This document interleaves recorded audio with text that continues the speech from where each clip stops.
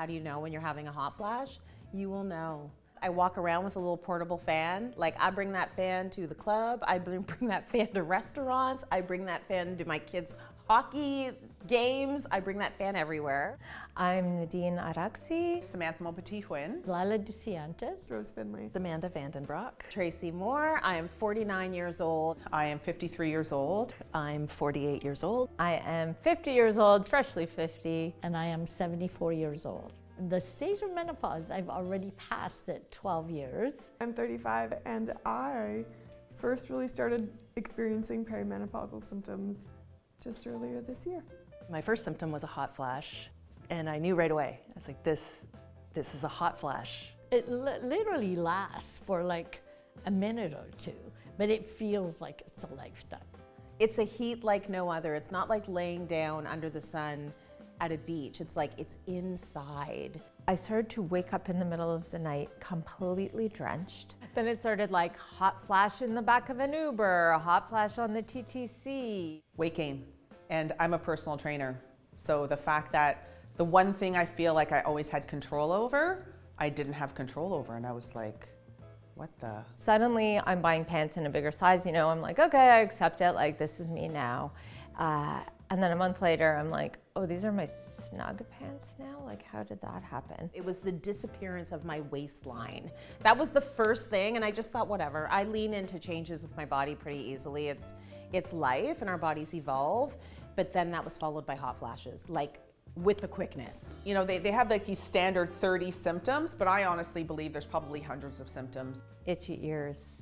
I could stick razor blades in my ears. They are so itchy. Random mood swings, like PMS on steroids. Somebody would say, you know, like, you seem irritated. And I'm like, yeah, I'm not really sure why, but I think it's supposed to be menopause. My ADHD symptoms kicked up. I didn't actually realize that I was ADHD until I hit perimenopause, and then it just kind of blew, I guess, all of my masking out of the water. For me, I have ADHD.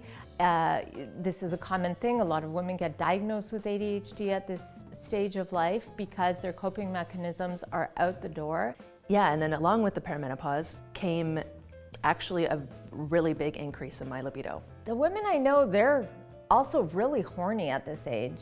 Like super fun, but then it also came with changes in how my body would react. So I was finding like I needed a little bit more help to get to an orgasm, or I needed to use stronger toys. Yeah, my libido just like took a hiatus, like see ya never. There is a huge gap when it comes to like sexual health, reproductive health, and disability. Like that intersectionality seems almost non-existent. Menopause and perimenopause aren't things that people are even talking about in the spinal cord injury community. I don't know. I feel like menopause is a very hush-hush topic across the board. My mom tells me all the time, Trey, we were not talking about this stuff at all. Like, it just wasn't mentioned in polite company. You don't talk about menopause. Nobody talked about anything. I had no conversation with my mother. Till this day, she's never even uttered the word menopause. When my mom had it or my grandmother, they had nothing to go by. We need to get women talking about this era in their lives. It's not over. For a lot of us, we're just getting started. We need to make it normal. We need to let people know that there are a lot of things that could happen to you. There's a lot of things that won't. It needs to be like we're all in this together. What's nice about being of this age, you get to decide how you show up in the world. And so much of it is like, of being human, is figuring out what you're gonna let go of and how you're gonna show up. And I think what's wonderful about this stage of life is that you get really good at both of those things.